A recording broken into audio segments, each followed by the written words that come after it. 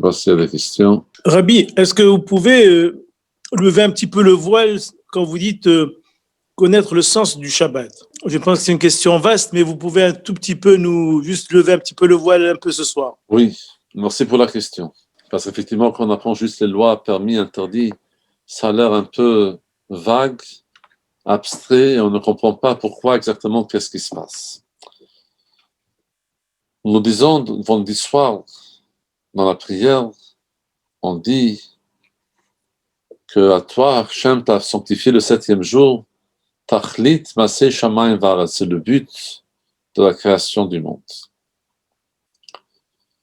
Qu'est-ce que ça veut dire? Akadosh Baruch Hu nous a donné 2 mitzvot shabbatiques, le Shabbat, le 7e jour, l'année shabbatique, la 7e année. Ces 2 mitzvot ont en elles un double message qui dépend l'un de l'autre. Premièrement, de savoir que le monde appartient à Dieu, que Sheshet Yamim Asa Hashem et Hashemayim Vet Haaretz. C'est Dieu qui a réalisé le monde et l'a créé en 6 jours. Voyons, je suis Shabbat Ve'inafash, 7e jour, il s'est reposé.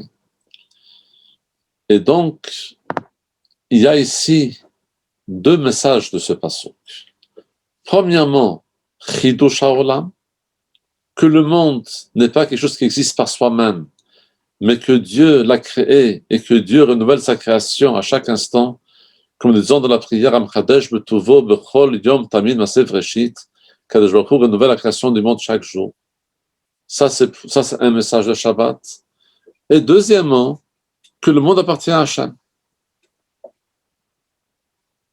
Dans les Sfarim, c'est écrit que ces 2 messages sont transmis dans le jour de Shabbat et dans l'année shabbatique.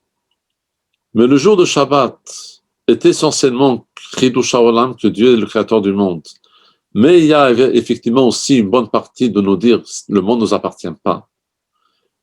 Dans l'année shabbatique, Shemitah, c'est l'inverse. Là-bas, l'essentiel, c'est que le monde ne nous appartient pas. Alors tes fruits, ta récolte, ton champ, tu n'as plus aucun droit sur rien de tout.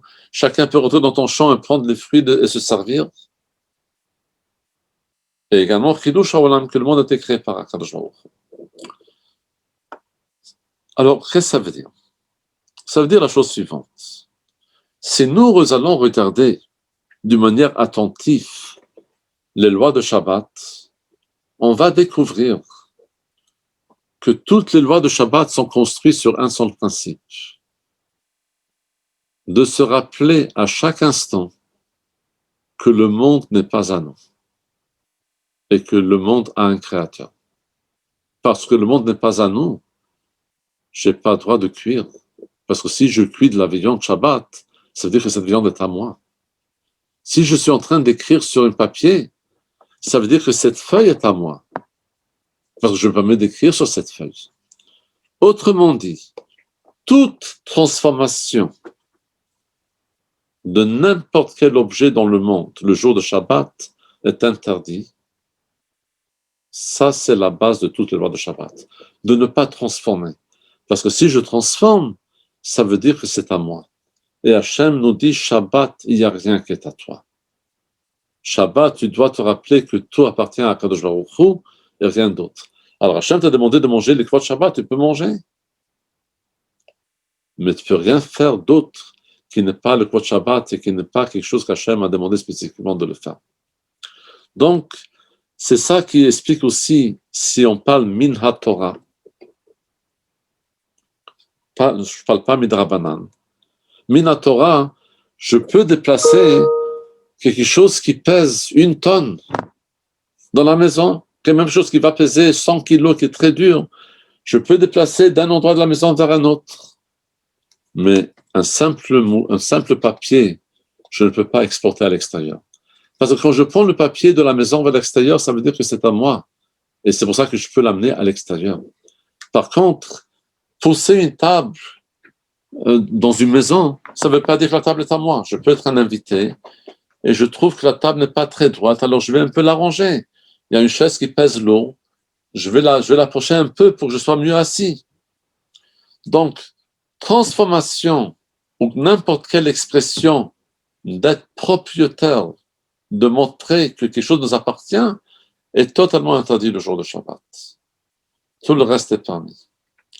Et c'est pour cela que le Melachat Marchev était tellement importante. De faire le travail dans lequel je pense. Si une personne y pense que maintenant je porte quelque chose dans ma poche, si je porte quelque chose qui a un shiur, qui a une valeur quelconque, je n'ai pas le droit. Parce qu'avec quel droit tu le prends de la propriété privée vers l'extérieur? Ah, c'est à toi, ou bien l'autre personne lui a dit que c'est à lui, et t'a permis de le prendre, ça c'est exclu. Par contre, si on a une petite poêle, une petite poussière dans notre poche, que c'est pas important pour nous, et qu'il n'y a pas de propriétaire pour une poussière, alors ça, c'est pas interdit. Et là-dessus, on ne nous a pas demandé de checker nos poches qu'il n'y a aucune poussière tous les jours avant de sortir vers l'extérieur. Donc ça, c'est le Shabbat. Shabbat, c'est pas de se reposer parce qu'on est fatigué. Parce que Kadosh Baruch Hu, faire la création du monde n'était pas une fatigue. Et quand les gens ont pensé que c'est une question de fatigue, alors des gens, quand l'électricité est sortie, les gens ont dit, je me rappelle quand j'étais petit, l'électricité est sortie, les gens ont dit, appuyez sur un bouton, un interrupteur, c'est pas fatigant, pourquoi on n'a pas le droit? Mais ils n'ont rien compris. L'interrupteur, dans la lumière, c'est pas une question de se fatiguer.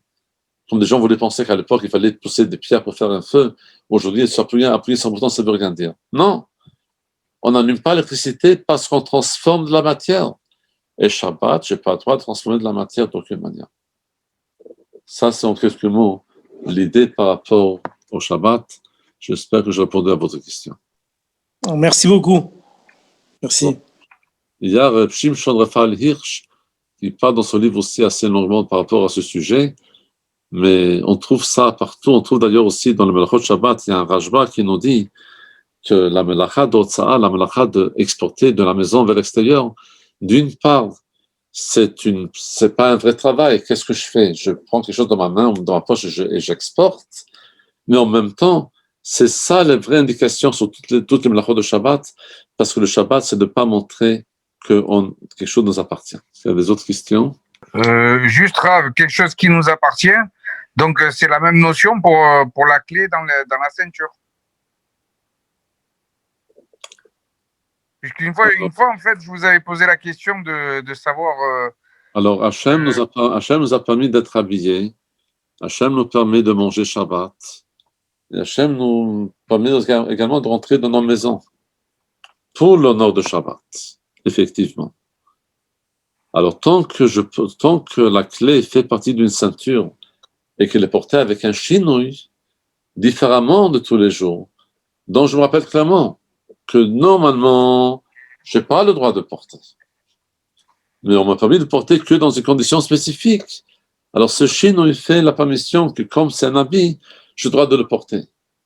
C'est comme également par rapport à un Eirouf, qu'à partir du moment que je sais qu'il y a un ennemi jusqu'où je peux porter, ça me permet de pouvoir porter.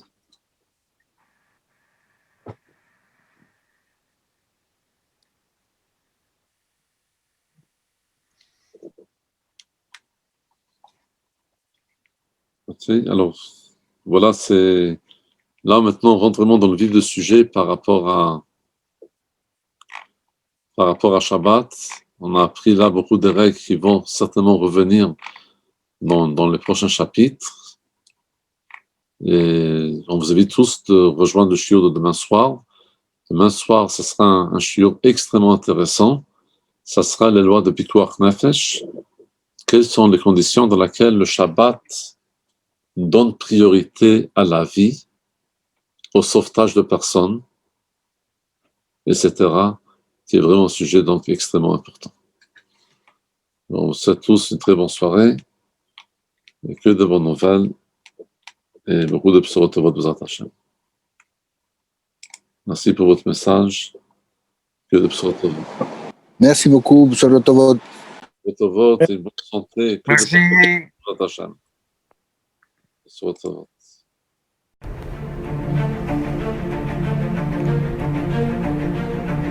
Et si connaître toute la Torah était possible, plongez-vous dans les joyaux de la Torah.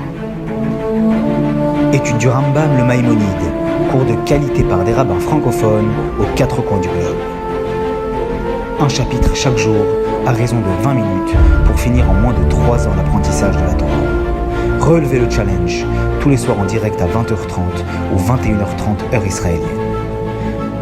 Nos cours sont accessibles à tout moment, YouTube, Facebook et sur notre site torah24.com.